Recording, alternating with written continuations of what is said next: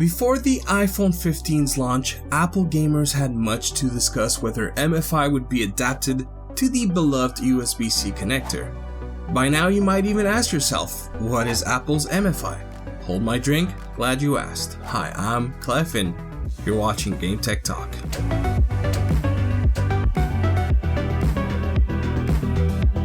As these words are leaving my mouth, I have my doubts as to what the outcome will be, and by the end of this video, we will have tested not one, not two, but 9 different controllers to see if they are compatible with the iPhone 15s due to now having mandatory USB-C thanks to the European Council.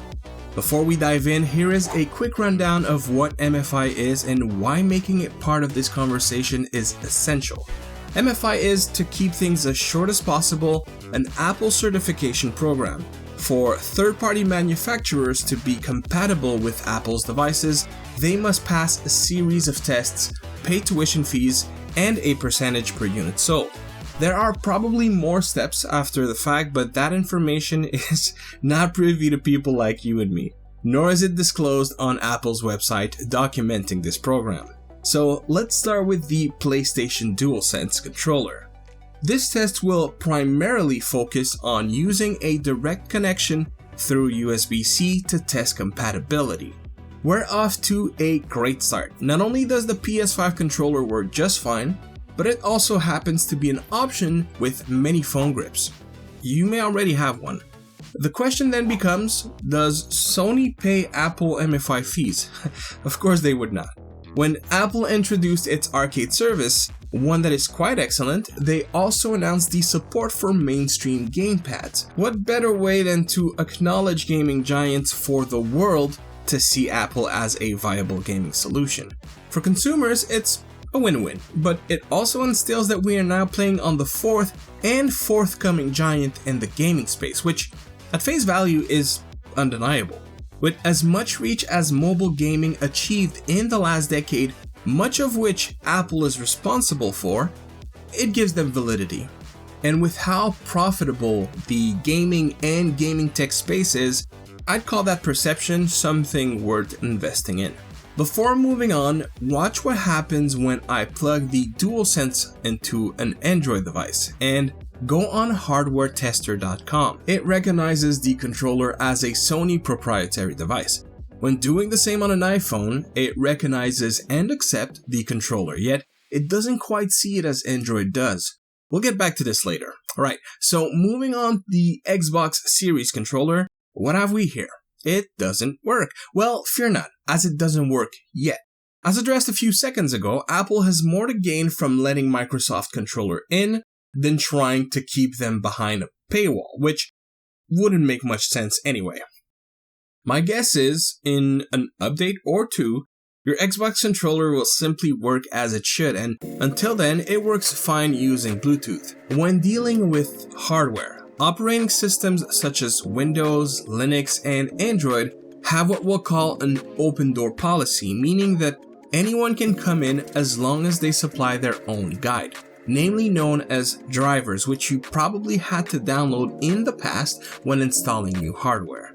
In some cases, generic drivers are also provided, such as D input and X input for game controllers. macOS, iOS, and iPadOS are the opposite. The doors are locked shut. MFI is the security guard at the door, and without the key, those devices simply can't come in. No pay, no key. No key, no access. No access, no work. No work, no sales. Now, for a product that has been a driving force in iPhone gaming, the Backbone One. If one product should work, this PlayStation branded Backbone device is off to a good start. Yet it doesn't. Why is that? Let's plug it into this Android device and go to Hardware Tester. You'll notice the vendor and ID is different, which is the correct and honest way to do this, but this also means that this vendor and ID do not possess the key to enter iOS 17 through USB-C. I'll come clean. I expected that one not to work, but I only had one opportunity to capture this on video. Backbone One issued an email stating that we would have to upgrade our USB-C controller for them to work on the upcoming iPhone 15s. So I'll go ahead and do the process and we'll verify if anything has changed at all. While it is upgrading, please know that if you have a launch version of the USB-C Backbone One, it may not be upgradable through your iPhone 15, as was the case with mine. If you encounter this issue, you will first have to plug it on an Android device to upgrade it, and then it should work as per Backbone's website. And just like that, it does work. So we are 2 out of 3. Not bad, but if we're being honest, the future is grim, because by now it seems pretty clear that, be it called MFI or not, because of how Apple treats your devices, they haven't made money from, the odds are they won't work. Next, we'll try the Razer Kishi V2 Pro, and nope, it doesn't work.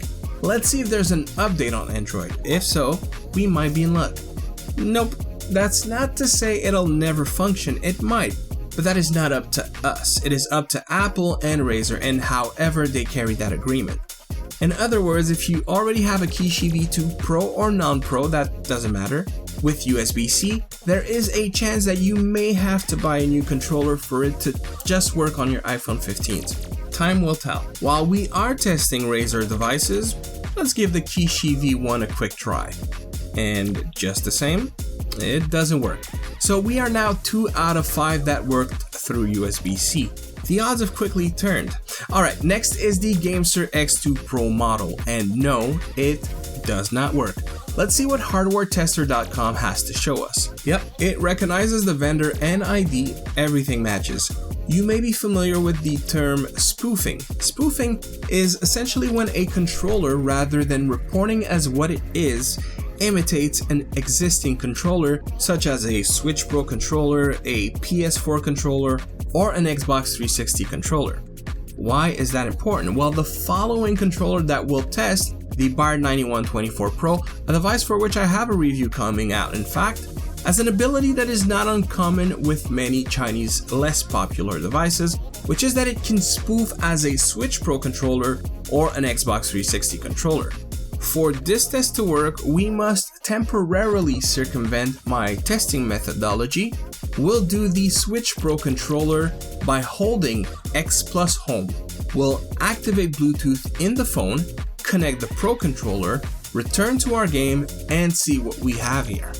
It works! Logically, this game controller shows no issues whatsoever. Therefore, this should work on USB-C, right? Wrong.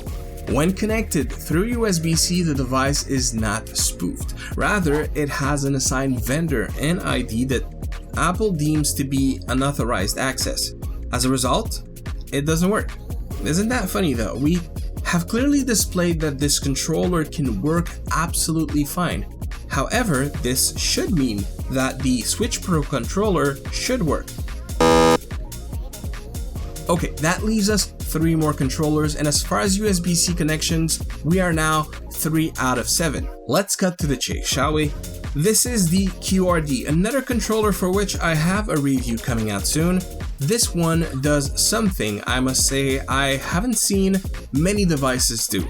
It spoofs as a PS4 DualShock controller, and therefore, it works wired. Not only that, it includes a phone holder in the box. So if you want a controller that won't break the bank but will work perfectly every time on your iPhone, hit that notification bell right after subscribing to avoid missing our next video. And on your way there, if you could drop a like and a comment to help the algorithm push this video to as many people as possible, I'd be forever in your debt. Thank you greatly. Next is, and I'm unsure of what we'll find, but because of the history around this controller, I'd expect it to work. The Stadia Controller. It does! Initially, there was a 10th controller on our list, the original and controversial Gamesir X2. I am unsure if that controller is spoofed because if it is, it should work. Unfortunately, I couldn't find it in time for this review, but I'll make a follow-up short as soon as I do. By now, Apple is not getting rid of MFI on USB-C, nor should anybody in their position. To give you an idea, this article from Kevin Wang published on LinkedIn estimated that Apple can make roughly $3 to $4 billion per year just from charging manufacturers a percentage off of every product sold that carries the MFI certification. When the European Council obliged that any device, including Apple's revered iPhones, be equipped with a USB-C port, this would potentially mean a huge profit loss for Apple. So they made the next logical move to ensure it doesn't happen. So if you ever wondered why Apple accessories are oftentimes more expensive, sometimes literally more than the exact Android counterpart, now you know why. Because Apple is a stark opposite in how they manage their operating systems. They can do what most cannot, which is to make manufacturers pay just to have their devices work on their hardware.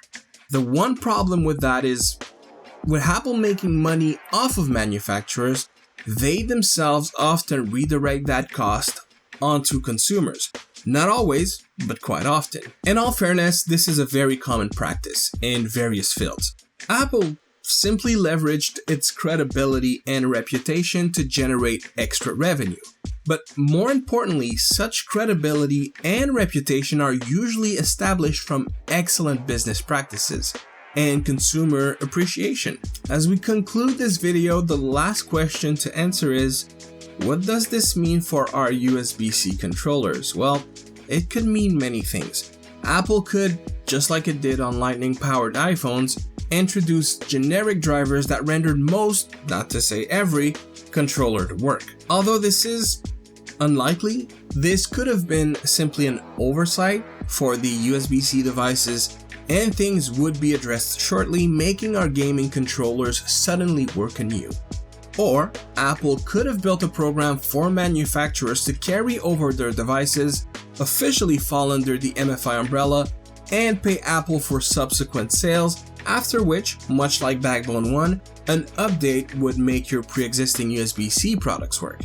That would also mean manufacturers have to eat away at their profits, but with inflation being so prominent these days, they could bump the prices for future buyers to address that.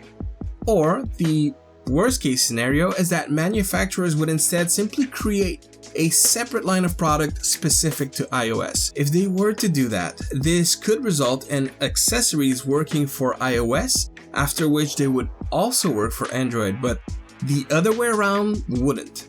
As a result, buying the iOS version would make more sense to cover all grounds, but that would most likely introduce a premium. If such a strategy were to occur, Apple could multiply its revenue overnight by eating away at accessories originally targeted for competitors. By now, we understand that theories are speculative and that ultimately, Apple will do what Apple wants. I am incredibly grateful for your time if you made it this far into the video. I hope this was interesting, and if you were in the market for a game controller for your shiny new phone, you'll know which ones to go for until we see better compatibility or revised accessories. For more videos about tech and gaming, gametechtalk is there to test those devices and sometimes raise those questions. Cheers!